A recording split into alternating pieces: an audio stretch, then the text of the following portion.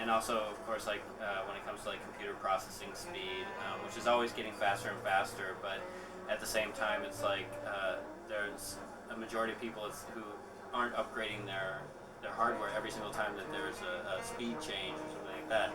So so all of these factors come into play in terms of how I like to try and have my sound kind of define the limitations of accessible technologies. And accessible kind of meaning like what I can afford at a given time too. So usually kind of dealing with the more lower end, more immediately accessible to people type of hardware. Um, all, all of the music that I produce is produced using either digital composition or else digital synthesis for the processing of sound files. And it's done on the PowerPC like Power Mac platform.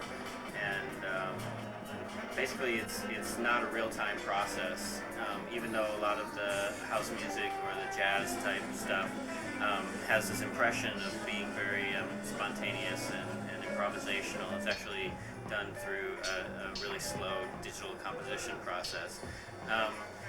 And so because there isn't anything really real-time or immediate about its production, then its performance doesn't involve any sort of very immediate or stereotypically expressive equipment. So I usually use turntables and CDRs, and basically I just record the digital sound files that I've created on my computer to CDR, and then I'll mix them together in real time in a performance environment.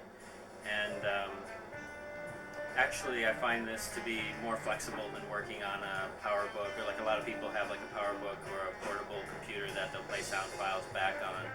But I actually don't really trust the computers for you know keep from crashing, and at the same time I think that it's easier and there's more flexibility when I'm mixing between multiple CD sources or CD and vinyl sources, depending on which music I'm playing.